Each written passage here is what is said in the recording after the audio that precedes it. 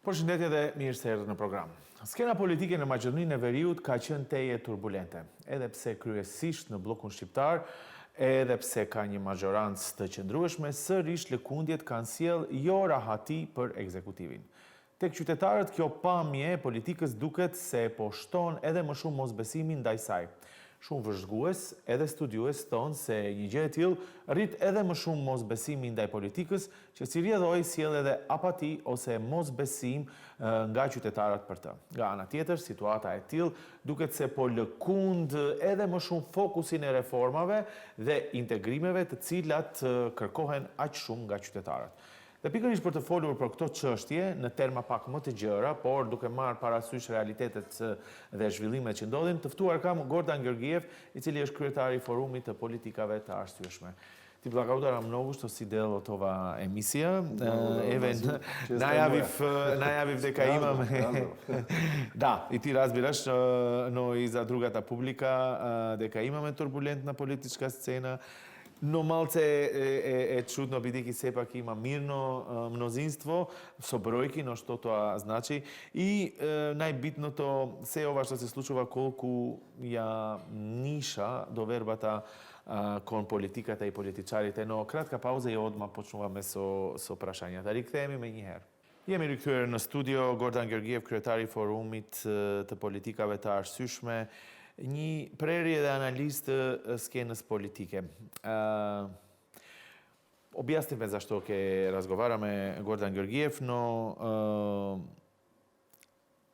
со се што се случува и се што се случуваше, а вие сте га и ова прашање има една специфична тежина кон вас, бидејќи сега сте дел од еден форум, една невладина организација, think tank, нели? Но сепак сте биле дел од политиката. И затоа прашањето мислам дека кон вас има тежина кога зборуваме за довербата или недовербата кон политиката. Кој е вашето чувство како човек што анализира но и професионалец за тоа дека веќе луѓето не ја перцепираат политиката како решение? Сега, прашање кое што ќе би одземало цела емисија. Разочарани сме, Назим. Разочарани сме многу од повеќе фактори. Повеќето ги знаеме и не само на ниво на политичка анализа, туку и на ниво на граѓанин кој што гласа или не гласа. Прво, ако се сеќавате во 90-те години, особено за македонците, тука можеме албанците да ги тргнеме на страна, посебна анализа е таа, беше некаква ренесанса. Држава добивме Македонија, како велеа, Македонија на македонците, со сите стереотипи што се случуваа подоцна. И тоа беше, да речеме, во едно посткомунистичко општество, беше некаква ентузијазам од демократија, гласање, избори, програми, ветување и така натаму. Многу вода протече, многу дожд ги излеа улиците, метафорично кажано, и многу не лажеа. И многу не лажат.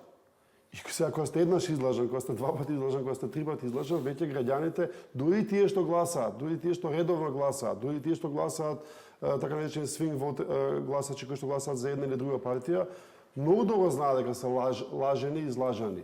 Но се влезени во положение, така наречено положение, дека можеби од едната власт ќе добијат нешто, многу често лично.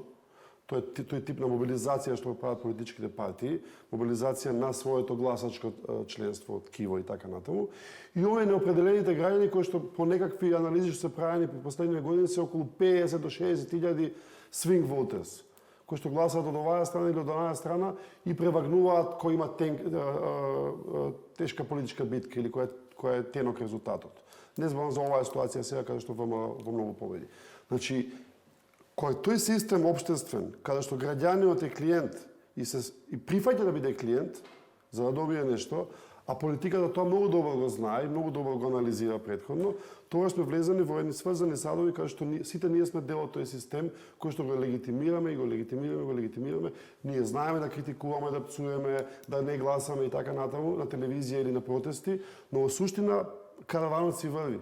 И тука партиите нема никаков проблем. Но Имаше нели промена на политичка структура и власт, и секако кога промената се случува, сите сакаат да видат и нешто различно, за поконтекстуално да го правиме разговорот. И сега имаме нека разнишување, поготово во албанскиот блок, и чувството кое доаѓа е дека сите политичари се исти. Значи, наводно, луѓето се разочаруваат, но што тоа би значило?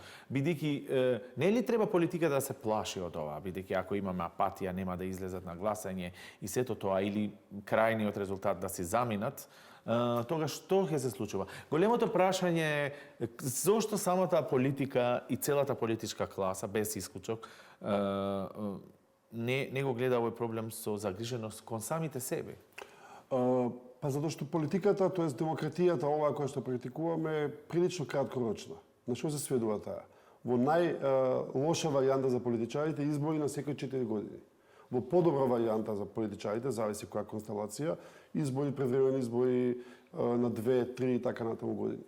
Политичарот, кога разговараме со нив интимно, кога развиваат некакви идеали или визии за Македонија, на крај тие идеали се рушат пред налетот на следните избори. Политичарот ги гледа бројките и ги прави калкулациите. И вели, слушај, имаме избори за година дена, дајте да направиме што може да направиме за таа година. Ама знаете како правевме големи визии, Македонија ваква ќе биде, таква ќе биде. Во суштина се себични, бидејќи гледаат како да победат на изборите, тоа е нивната главна цел. Кога немаме транспартиски, ако сакате трансгенерацијски договор за некои теми, а темите ги знаеме кои се сите, практично, образование, здравство, социјала, меѓународни односи, така натаму, кога немаме таков транспартиски договор, кај што ќе се договориме од сега за 20 години вака ќе правиме во една област, тогаш ги оставаме политичарите на бришан простор.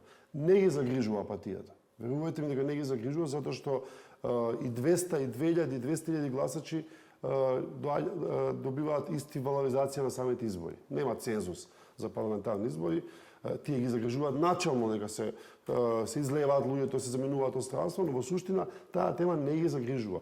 Дури политичката партија тврдам дека не ги загрижува исто така, бидејќи тие мобилизираат своји луѓе, своји членови, своја клиентела, ако сакате грубо да кажеме, не се сите клиентела, кои што потоа ќе ги донесат на избори, ќе победат или ќе изгубат на изборите. Но вака кога се опишува ситуацијата, тогаш без разлика што нели става многу лоша ситуација со прашањето, но што треба да се направи за да се врати довербата кај луѓето за самата политика и политичарите? Прво, ова не е македонски феномен. Практично е светски феномен, чие што епитомизација видовме со Доналд Трамп, како една голема реакција, антиинтелектуалистичка, популистичка реакција на општото разочарување од политиката. Практично граѓаните што гласаат за Трамп или што гласаат за тој тип на политичари, многу често со право велат, многу долго не лажеа овие другиве.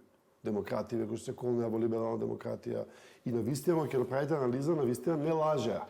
Така што извориштата на тој тип на апатија или недоверба, ова што се случува во светот и во Македонија е последица на тоа, не е причина, ме разбирате?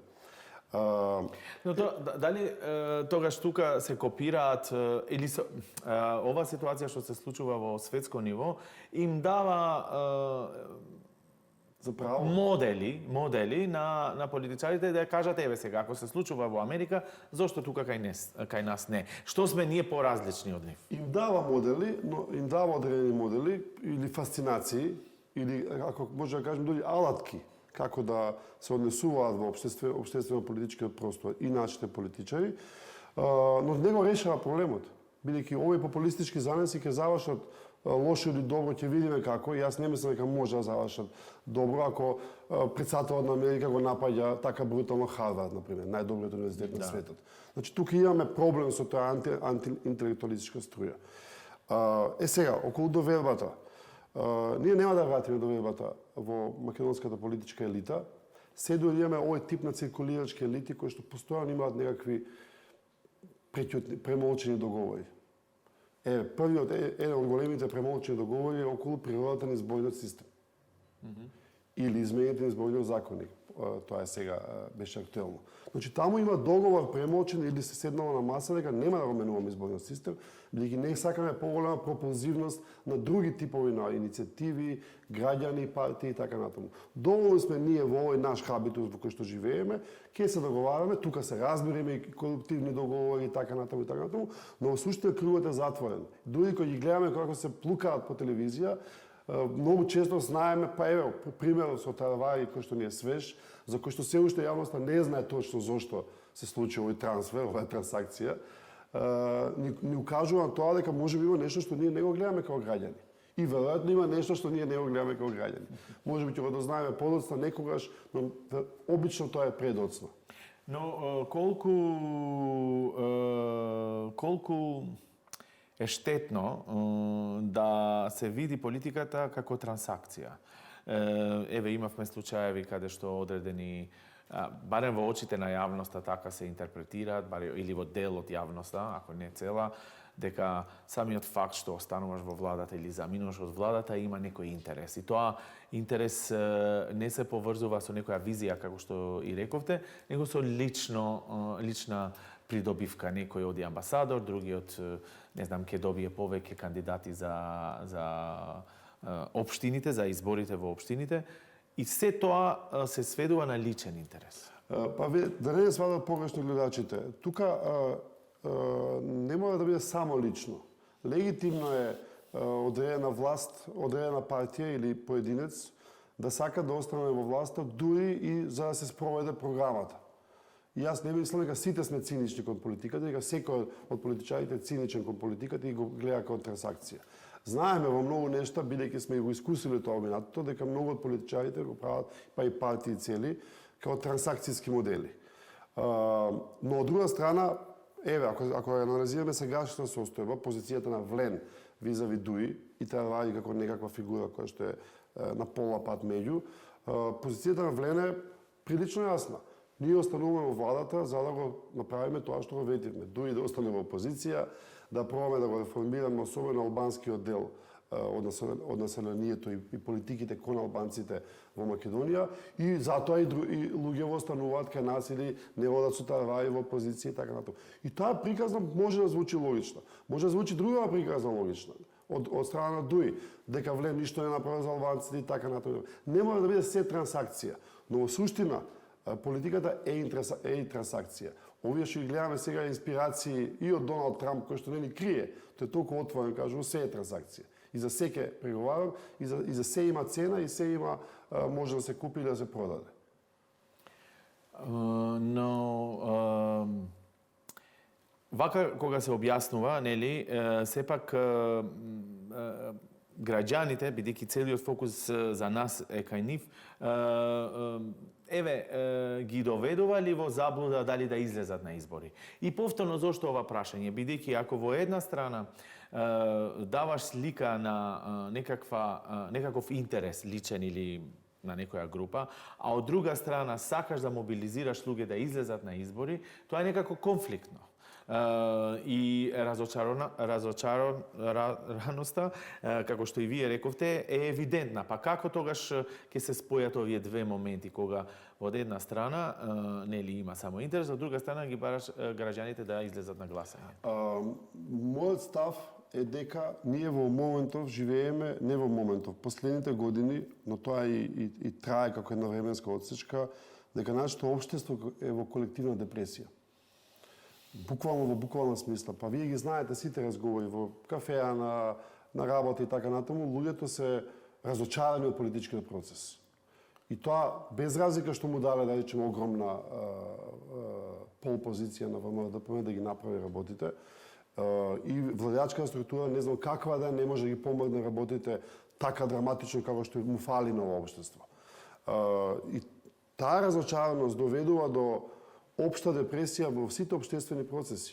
Бидејќи ако вие сте разочарани на тема образование, бидејќи не ни е добро образование, или на тема здравство, тоа се шири како канцер во општеството, бидејќи секој од нас е засегнат од некој од овие политички подсистеми што ги кажуваме. Таа апатија во одредено општество може да премине во бес, во лутина, и таа лутина се преточи на избори. Но таа нема се преточи без политички субјект. Дали тоа движење, партија или што и да е. Да. Значи мора да има артикулиран, официјален, институционализиран политички субјект. Проблемот сега што е? Дали добрите луѓе сакаат да влезат во политика? И зошто не влегуваат добрите луѓе во политика? Што е да е тоа добро? Што е значи тоа добро луѓе? Етички добри, морални, добри, некорумпирани. Па добро, честност е како некаков да речеме капа на се. Дали елементарната честност овозможува билет во политиката? Што мислите вие? Тешко е. Тешко. Но еве ги спомневме локалните избори и во еден разговор со еден дипломат ми изразува чудење зошто се зборува за локалните избори речиси една година унапред. И како ова сега да се објасни? Значи, да се победи по секоја цена, но од друга страна, нели истата слика што ја спомнав и претходно да не се повтора. А добро, ние сме високо хиперполитизирано општество. Без да споредувам со други општества, ние сме сепак високо политизирано општество каде што сакаме да зборуваме за политика. Локалните избори се важни. Важни се бидејќи директно го засегаат нашиот живот дома. Значи пред нашиот влез дали е изчистено, дали е заметено, дали е ѓубрето фрлено и така натаму. Важни тука не се гледа на изборите на таков начин. Сепак се гледа на изборите, на локалните избори како која е партија која доминира, која има доминантност, а не која партија или личност или градоначалник ќе донесе решение. Се согласувам, бидејќи па повторно се враќаме на темата затворениот круг, дека партиите се капата која што ги покрива практично сите пори во општеството.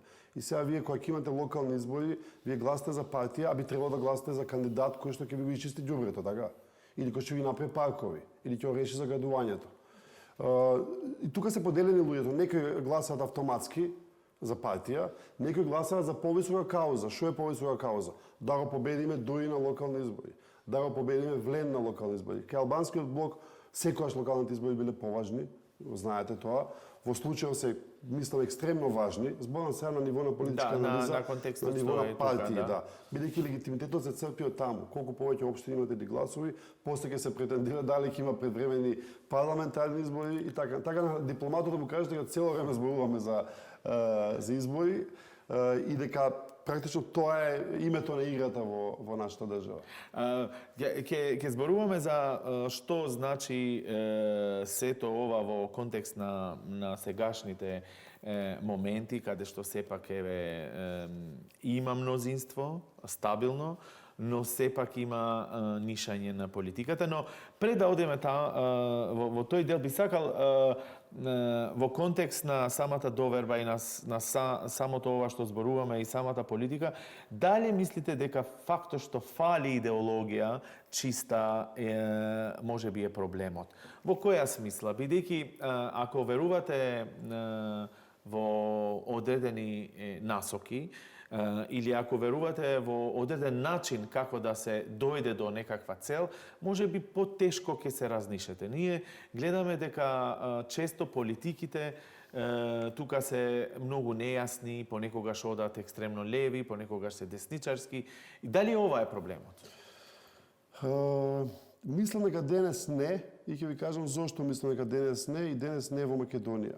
Бидејќи јас сум бил дел од политичка партија, каде што сум пропагирал идеологија, во која што сум верувал и верувам дека е добра идеологија, социјалдемократската идеологија. Но во едно општество во кое што вие немате, тоа се некој така наречен витален центар, значи една либерал-демократска основа, воз основа на која што ќе оперираат после партиите со своите идеологии насекаде, вие не можете да зборувате за идеологија. Бидејќи ако зборуваме за идеологија без да имаме владење на право основно, или правна држава, или корупција и така натаму, прашање е колку може ние да артикулираме таа идеологија и во која форма и за која кауза ќе мобилизираме. Значи ние треба сепак да ја гледаме политиката, оваа ниво на политика е еден чекор поназад. Да дискутираме уште еднаш за базичните вредности. Така е, бидејќи идеологиите, освен ако не зборуваме за тоталитарни идеологии, као сталинизмот да кажеме, или нацизмот, кои што се многу тоа ефикасни. се јасни дека се неприфатливи, многу ефикасни, биле прифатливи во голема мерка во одредени времења. Но кога зборуваме за компетитивни идеологии, лево, десно, центар, екстремно лево, екстремно десно, прашање е колку во оваа рудиментирана Македонија, Македонија која што ги нема основните демократски постулати, повторно кажам, владење на право, добра јавна администрација и честна, немање корупција и така натаму, можеме да разговараме ние, ај ќе одиме сега прогресивен данок или мал данок, или ќе одиме повеќе во национализам, особено па во контекст на нашата меѓуетнички односи во Македонија. Прашање колку може да збориме за десна идеологија која што била ефикасна во таа смисла. А левата идеологија од друга страна, не само во Македонија, туку глобално е во голема рецесија. Бидејќи многу од работите што ги пропагираше таа, практично ги компрометираше одејќи патем и шурувајќи или колаборирајќи со капитализмот, со капиталот, со глобализацијата и така натаму. Го поставам ова прашање бидејќи знам со вашата организација Think Tankот често комуницирате со политичари од целиот спектрум, значи не специфично со некоја партија и дали новите лица, тие што се дел од политичката класа, мислите дека ја разбираат играта демократија? Тогаш и јас да го вратам прашањето и дебатата еден чекор поназад. Тешко е прашањето. Значи, ние работиме многу со политичките партии, и со младите, и со постарите, и со ветераните. И многу се трудиме да ги објасниме овие работи што ги зборуваме сега. Дека политиката не може да се сведе само на лојалност кон партијата, слепа лојалност, без некакви основни, фундаментални етички принципи од кои што е составена политиката уште од Аристотел до денеска, на кој што ние можеме да апелираме, можеме да се држиме за некаква сламка, за не пропаднеме. Проблемот што е? Што многу малку луѓе, се помалку луѓе влегуваат во партии, луѓе кои што може да дадат додадена вредност на тие партии. Бидејќи ако имате вие авторитарна структура, каде што имате слепа послушност на лидерот, каде што многу е тешко да имате внатрепартијско клокотење, внатрепартијска демократија, разговор на теми, па и идеолошки теми, кои ќе влезат луѓето се разочаруваат и често многу брзо излегуваат. Тоа е проблем, бидејќи нас ни требаат добри луѓе во политиката, го тврдам тоа од првиот ден, бидејќи со добри луѓе од сите страни, од лево, десно, центар и така натаму, албанци, македонци, турци, ние можеме подобро да се разбереме. На крај ќе се разбереме на некакви принципи кои што се човечки, општо човечки принципи. Дека нема да крадеме, дека нема да лажеме, дека ќе имаме битка, фер битка. Но тоа се обеќа секогаш, но... Знам, но тоа е идеалот на немаме ние друга игра. Да. Разбирате, пошто оваа игра што играме сега не носи буквално во една општествена депресија, во апатија, каде што на крајот на денот ќе има многу апатични граѓани кои што нема да сакаат да гласаат или ќе бидат разочарани, тие што ќе може да ги си заминат, а другиве, овие што ќе останат тука, ќе биде една мала група или клики политички кои што ќе не водат и ќе имаат легитимно право, бидејќи не сме излегли на избори, да не водат и така натаму и така натаму, и да прават тоа што го прават до сега. Добро, еве ќе направиме кратка пауза и се враќаме во делот каде што можеби ќе бидеме попрактични од тоа што се случува денес. Рикthehemi pas pak me biseden me Gordan Georgiev, kryetari i forumit të politikave të arsyeshme. Na dishni.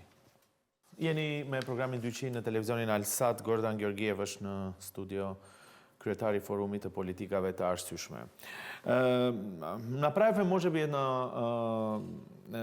еден пресек на тоа што се случува со политиката, имајќи предвид настаните. И можеби звучи дека овие теми се константни, но сепак излегуваат од интересот, но и од самото тоа што произведуваат самите политички партии.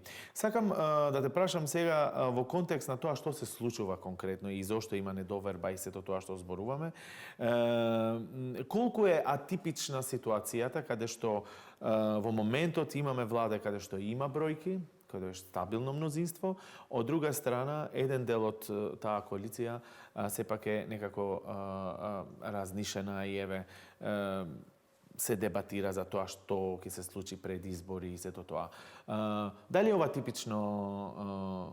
типичен момент или, ако го поставам прашањето другчие, колку е фер можеби кон премиерот и кон поголемата партија, да се соочи цело време со некакви тензии кои на некој начин не се битни за добробитието на граѓаните?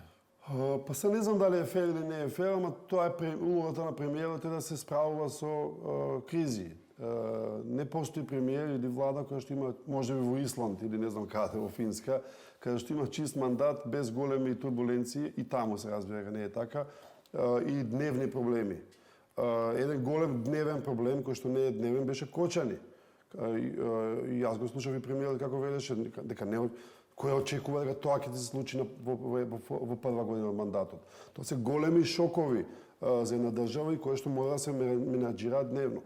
Македонија е комплицирано општество. Секоја влада изискува партнер албански во владата. И тоа и целата таа комбинација подразбира нешто се нарекува handle with care. Значи, мора внимателно да се ракуваат тие процеси. Бидејќи етничките односи се многу важни, дури ВМРО го сваќа тоа, ако може да кажеме, после многу години, прашање колку го сваќа, но да речеме има сензибилитет поголем од претходно што имал. И во таа смисла тоа е негова работа. Нормално дека на тој пат него му треба стабилна влада, на премиерот и на владата да биде стабилна, за да може да ги испорача работите што ги ветиле. Прашање дали ќе ги испорача и прашање кои се тие работите што ги ветиле. Бидејќи ние имаме ситуација без преседан во контекстот во кој се наоѓа Македонија, Европа и светот. И прашање дали некои од тие работи може да се испорачаат економски раст, тако како што сакаат 3 до 4% или повеќе, европска интеграција ќе се реши, нема да се реши името и спорот со Бугарија и така натаму. Но оваа ситуација без преседан според мене, или кој имаме да речеме вредносен распад, па дури во Европската унија имаме вредносен распад, овозможува можеби покреативен начин на размислување на политиката од страна на власта или властите. А тоа е дај да пробаме да видиме каде можеме ние да бидеме компетитивни и подобри. Бидејќи искрено ви кажам, приказните околу економски раст 3 до 4%, 5% сме ги имале, ги имавме во време на Груевски. Што добивме? Фабрики за кабли, фабрики за автобуски делови, фабрика за челични профили. Но сепак тоа е опит. Тоа не можеме да го оспориме дека една влада ќе се обиде тоа да го направи. Но во овој процес кога ти се обидуваш да направиш такво нешто, еве ти се случуваат и такви тензии што можеби се непотребни, еве вака во поголем дел од очите на јавноста тоа така се доживува. Јас согласувам дека тие звучат, особено за оние што не се директно засегнати. Значи партиите, членовите, функционерите, звучи како сега што сега, зошто ова го правиме? Зошто сега вакви турбуленции? Која е потребата и така натаму? Партиите не го мислат тоа. Партиите и нивните првенци се жестоки во борбата, бидејќи се борат за власт. Не навлегувам во причините и мотивите зашто сакаат да бидат на власт. Но тоа политиката е една од дефинициите за политиката е пат во непознато или патување пловење во непознати води. И за очекување да имате такви работи, тие треба да се гледат како дел од политичкиот процес. Да, може да се фрустрира власта дека не ја оди работата за што кочи ово или оно или прават обструкции, опозицијата и така натаму. Но тоа е дел од политиката и нема лутење тука, и нема лутење кон новинари, нема лутење кон политичкиот противник или кон граѓаните. Дали мислите дека еве ако не се спроведат тие работи што на некој начин се предлагаат дека ќе се случат како растот на економијата или стабилност и сето тоа, ќе имаме момент на каде што национализмот ќе доминира. Има различни интерпретации на тоа што се случува и вие спомнавте претходно, го спомнавте овој момент, но мислите ли дека политичката класа тука еве може да се надмине себе си и да не се врати во национализмот иако проблемите се тука? Не знам. Ако судиме според искуството што имавме од 30 години, не. Одговорот е не. Бидејќи национализмот е многу прикладен да го чувате во џеп или во фиока некоја и да го извадите во моментот кога ви треба. И тој е многу моќен агенс, политички и општествен агенс. Мислам дека без разлика што има националистички изливи, особено партија на партија, не чувствувам атмосфера во овој момент, ама тоа повторно велам, тоа се менува преку ноќ, може да се смени, атмосфера во која што би се разгорел некој национализам на двете страни, зборуваме се албанците и македонците, иако тоа прашање тлее и ќе тлее во вакво комплицирано, фрагилно општество, ќе тлее цело време, улогата на политичарите тоа да го смируваат. Вклучително и со овои обични, нормални изјави на телевизија, кои што не се хушкачки или запалливи. Но дали причина, дали е причина тоа што и рековте во почетокот на емисијата дека нема визија. Дека нема визија подолгорочно каде сака да се види себе си Македонија. Веројатно да. Значи ние не само што нема визија, туку и немаме консензус помеѓу граѓаните. Ние не сме се договорили меѓу себе на ниво на не само на етникум, на ниво на граѓани, човек на човек, не сме имале премолчен договор за тоа кај сакаме и што сакаме да бидеме. Бидејќи кога зборувам за клиентелизам и за корупција, вие знаете дека сите сме на некој начин дел од таа каша, повеќе или помалку. Тоа го покажа Кочани на некој начин, беше суров, потсетни дека сите сме дел од таа каша. И сега сме сите дел од таа каша, очекуваме политичарите да бидат тие што ќе односат знамето на антикорупцијата и така натаму, тогаш се лажеме себе си. Само критикуваме, потоа ќе гласаме и се лажеме себе си.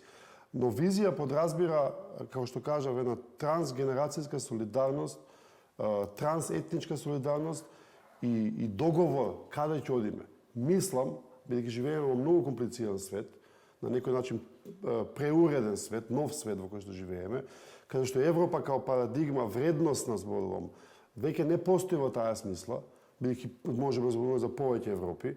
Европската унија е наша цел, ама гледаме дека е цело време ни бега како фата моргана, бидејќи очигледно големо мнозинство на македонските граѓани не сака да се согласат со како се вели тоа бугарски диктат.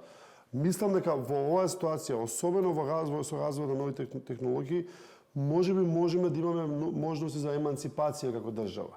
Да се фокусираме на оно што мислиме дека ни е важно. Токму во оваа насока ми беше и следното прашање. Ако мислиме дека треба да се најде една тема, каде што ќе се договориме сите дека има потреба за интервенција и од која сите ќе придобиеме, тоа е образованието. Добро.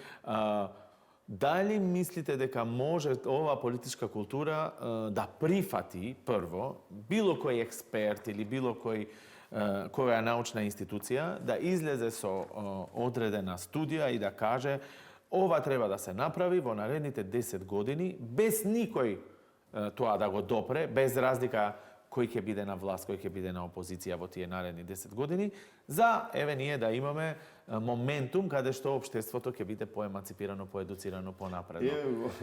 И образованието, нели е популарна тема во смисла на тоа дека сите ги допира и учениците и родителите, нели, да не образложувам.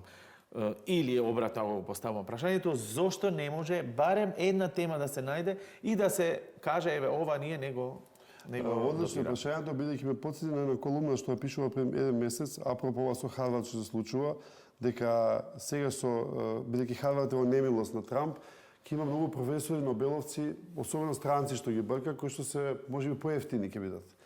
Значи, кога оваа влада или некоја влада би нашла такви 10 харвардовци или им даде да направат анализата што да се прави со Македонија во следните 20 години, бидејќи ако сте виделе последната анализа на УНИЦЕФ за состојбата на младите и адолесцентите во Македонија, таа е злокобна. Кажува дека за 20 години ние ќе имаме осиромашени граѓани, стари граѓани, необразовани деца или избегани деца. Ние немаме ресурс што да правиме со државата.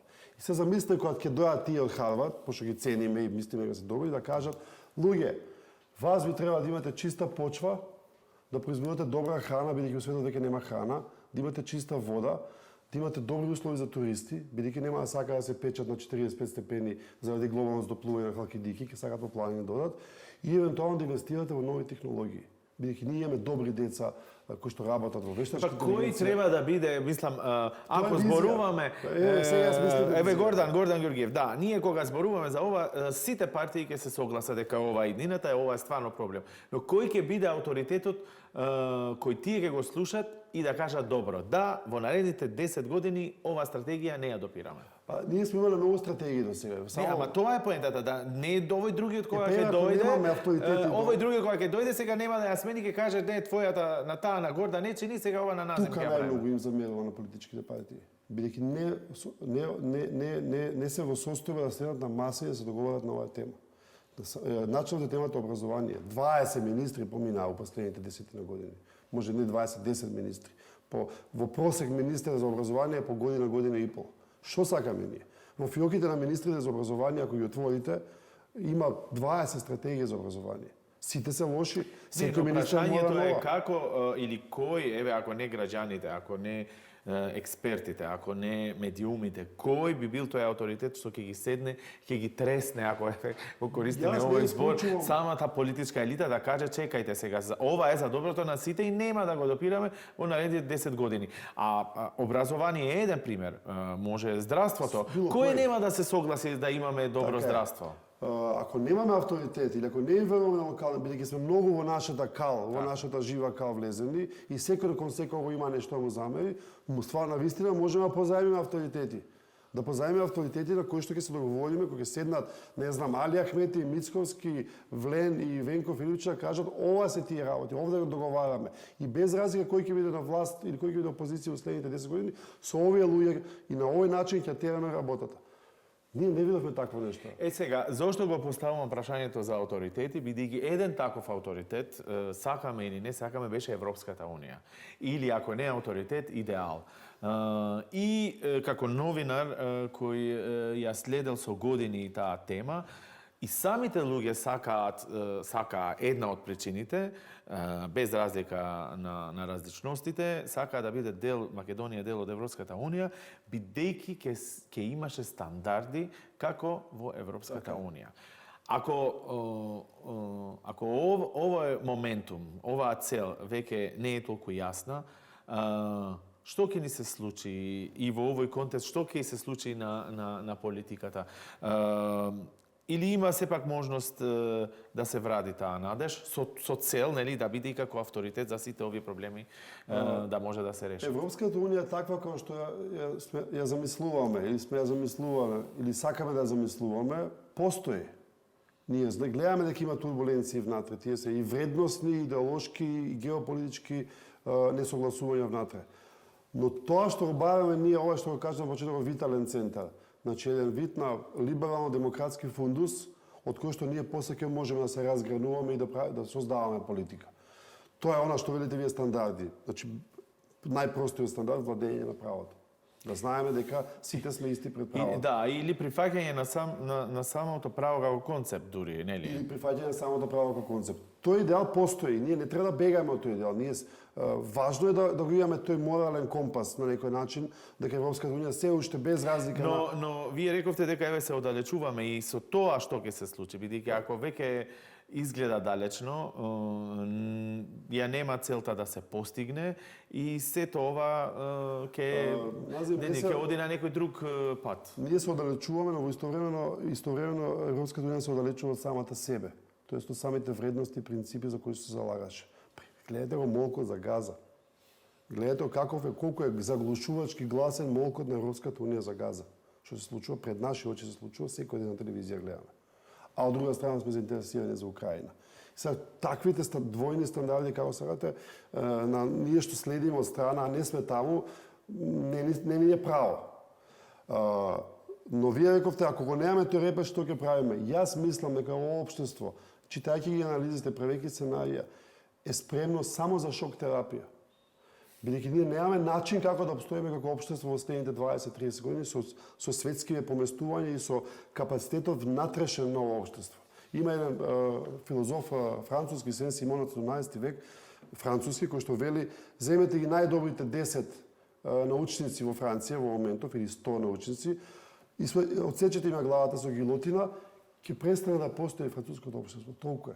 Значи, нас не требаат авторитети, не треба знаење, не треба некој што ќе се повика на тоа знаење. Ако го немаме тука или ако не му веруваме, ќе го позајмиме од страна. Но еве за крај, ние ова што го зборуваме, секако го знаеме, мислам дека и самите политички лидери, структури го знаат, но на место да се најдат решени кои може би звучат вака далечни елитистички, што во суштина не се. Нели? Сепак ние се поведуваме на тоа кој ќе биде во власта, кој заминал, која политичка партија или кој човек си заминал од оваа структура во оваа структура. Ова е малце погубно, нели? Па депресивно е. Тоа кажувам, дека депресивно бидејќи не става нас во позиција на неми посматрачи и да чекаме некој да ни даде шок терапијата. Иако да речеме оваа власт која доаѓаше на власт велеше дека ќе даде шок терапија. Во смисла дека ќе мораме да се подобриме во сите сфери на владење и во сите општествени сегменти за да бидеме подобри. Прашање дали ќе го видиме тоа и дали без разлика дали ќе победат на следните избори пак и на локални или парламентарни, каква е опозицијата, без разлика прашање дали ние можеме да видиме таа шок терапија, да ја поддржиме, да ја прифатиме и да одиме кон неа. Гордан Георгиев, ти благодарам многу за ова интервју. Малце одеше брзо, нели? И се надевам дека дадовме барем, ако не друго, некои моменти за размислување, пошироко размислување на тие што не гледаат. Дојдат Дашо Далишеговски што нилој анализе ме Гордан Георгиев, креатари форумите политика ветар слушме паратës çfarë ndodh, por edhe për atë se si mund të bëhet më mirë në politik, në fushën politike që sigurisht gjithçka të jetë në të mirë të qytetarëve. Programi 200 do të vi sërish javën që vjen deri atëherë. Mirupafshim.